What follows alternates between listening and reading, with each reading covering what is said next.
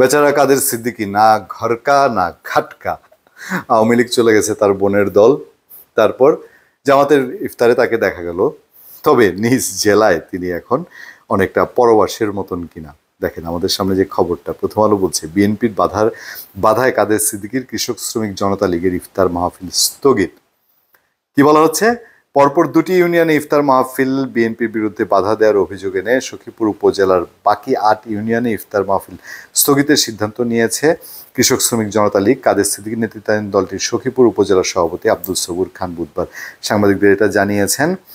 তবে কৃষক শ্রমিক লীগের এমন অভিযোগ অস্বীকার করে বিএনপির সখীপুর উপজেলা কমিটির সভাপতি বীর মুক্তিযোদ্ধা শাহজাহান, তিনি বলেন, দুটি ইউনিয়নে তাদের দলীয় ইফতার মাহফিলে আমরা কোনো বাধা প্রদান করিনি, তবে ফেসিবাদ বিরোধী ছাত্র জনতা নামে একটি সংগঠন তাদের বাধা দিয়েছে বলে শুনেছি। ইন্টারেস্টিং। কাদের সিদ্দিকীর উদ্দেশ্য করে শাহজাহান তিনি বলছেন, কাদের সিদ্দিকী হচ্ছেন আওয়ামী লীগের দোসর। তার দল ফেসিস্টদের সঙ্গে 24 সালের 7 জানুয়ারি সংসদ নির্বাচনে অংশ নিয়েছিল। সেই পাপেই বোধহয় নিজ এলাকায় খাচ্ছে কিনা কাদের সিদ্দিকীকে। ধন্যবাদ সবাই।